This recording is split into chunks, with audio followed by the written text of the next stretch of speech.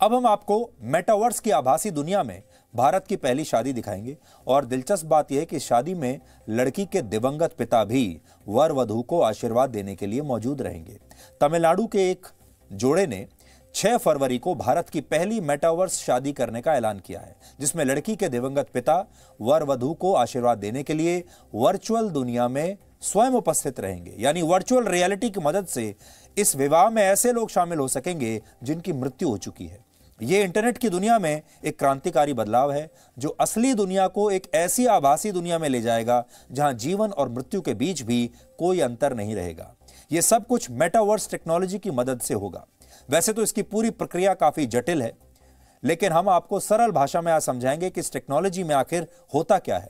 इसे आप इंटरनेट का भविष्य या इंटरनेट का वर्जन 2.0 कह सकते हैं। इंटरनेट का ये नेक्स्ट लेवल है। सोचिए, फिलहाल इंटरनेट का इस्तेमाल करते हुए आपको क्या अनुभव होता है। आप या तो जब वेब पेजेस पर जाते हैं, आप ऑडियो वीडियो कंटेंट देखते हैं, ऑडियो सुनते हैं, वीडियो देखते हैं, या इंफॉर्मेशन को आप देख सकते हैं, पढ़ सकते हैं, सुन सकते हैं। लेकिन मेटावर्स टेक्नोलॉजी आपको एक नए एडवांस्ड स्टेज में लेकर जाएगी। इसमें आप किसी चीज, व्यक्ति या स्थान को न सिर्फ देख, सुन और पढ़ पाएंगे, बल्कि उसे छूकर महसूस भी कर पाएंगे, जैसा कि 6 फरवरी को भारत की इस पहली मेटावर्स शादी में होगा। शादी के लिए भी एक वर्चुअल वर्ल्ड बनाया गया है, जिसमें शादी हॉगवर्ट्स स्कूल में होगी। यह एक काल्पनिक स्कूल है जिसे आपने मशहूर फिल्म हैरी पॉटर में भी देखा होगा। वर्चुअल वर्ल्ड बनाने के बाद दुल्हन के दिवंगत पिता का एक वर्चुअल किरदार बनाया जाएगा जो कुछ ऐसा दिखेगा जैसा आपकी स्क्रीन पर है। इसके अलावा वर वधू, उनके दोस्त और रिश्तेदारों के भी 3D वर्चुअल अवतार बनाए जाएंगे जो इस शादी में शामिल होंगे। हालांकि रियल वर्ल्ड से वर्चुअल वर्ल्ड में जाने के लिए हर व्यक्ति को आंखों पर एक VR हेडसेट और हाथ में खास तरह के ग्लव्स पहनने होंगे, दस्ताने पहनने होंगे। आंखों पर VR हेडसेट लगाते ही ये दूल्हा दुल्हन वर्चुअल वर्ल्ड में प्रवेश कर जाएंगे और अपने दिवंगत पिता का आशीर्वाद भी ले सकेंगे। अगर आपको अब भी ये टेक्नोलॉजी जटिल लग रही है तो आप इसे इस वीडियो के जरिए समझिए जो वर्ष 2020 में दक्षिण कोरिया से आया था। इसमें इस टेक्नोलॉजी की मदद से एक महिला की मुलाकात उसकी 7 साल की बेटी से कराई गई थी जो मर चुकी थी, जिसकी 4 साल पहले वर्ष 2016 में एक बीमारी की वजह से मृत्यु हो गई थी। तब इस महिला ने वर्चुअल वर्ल्ड में प्रवेश करके अपनी बेटी के वर्चुअल अवतार को छूकर महसूस किया था और उससे बात भी की थी। आप इस वीडियो को देखकर ये पूरी टेक्नोलॉजी भी समझेंगे और आप ये भी देख पाएंगे कि जब एक मां अपने मृत बच्चे से इस वर्चुअल रियलिटी की दुनिया में मिलती है तो क्या भावनाएं आती हैं। तो थोड़ी देर के लिए हम आपको इस आभासी दुनिया में लेकर गए थे, वर्चुअल वर्ल्ड में लेकर गए थे। दुनिया जरूर आभासी थी, लेकिन इस मां के जो आंसू थे वो असली थे। इस मां की जो भावनाएं थीं वो असली थीं। और आप सोचिए, जब ये असली भावनाएं, ये असली प्यार, ये असली दुख, ये असली मुस्कुराहट, ये असली आंसू एक वर्चुअल दुनिया के जरिए इनका जब मिलन होगा तो एक नई तरह की चीज आपके सामने आएगी। इस टेक्नोलॉजी की मदद से इंसान वो सब कुछ कर सकता है जिसकी शायद कभी उसने कल्पना भी नहीं की थी। इससे उन लोगों को आभासी दुनिया में जीवित किया जा सकेगा जिनकी मृत्यु हो चुकी है। इसके अलावा मान लीजिए आप अपनी आंखों पर एक VR हेडसेट लगाकर वर्चुअल वर्ल्ड में किसी सड़क के किनारे टहल रहे हैं और इस दौरान किसी दुकान पर आपको कुछ कपड़े पसंद आ जाते हैं तो आप डिजिटल करेंसी से उन कपड़ों को खरीद भी सकते हैं, उन्हें छूकर महसूस कर सकते हैं और जब आप वापस अपनी असली दुनिया में आएंगे तो ये कपड़े आपके घर पर डिलीवर भी हो सकते हैं।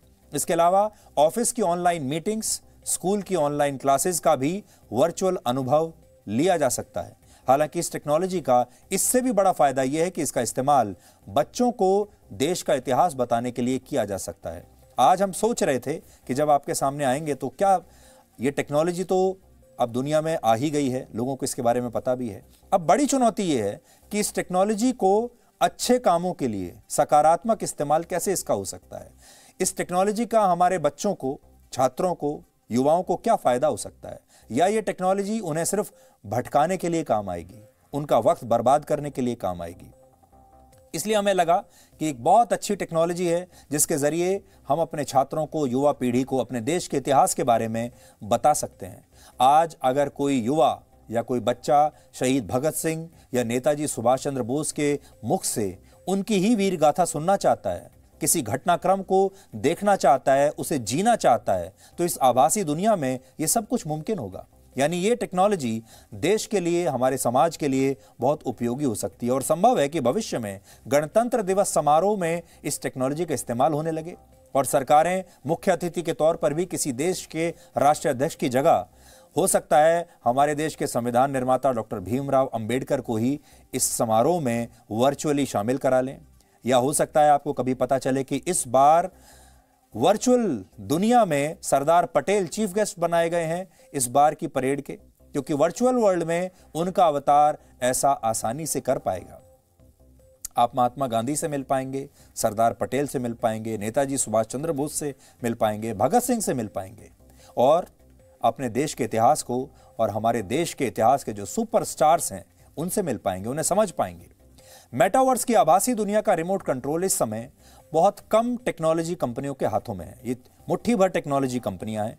इनमें फेसबुक है, एप्पल है, गूगल है, माइक्रोसॉफ्ट है और एपिक गेम्स जैसी कंपनियां प्रमुख हैं।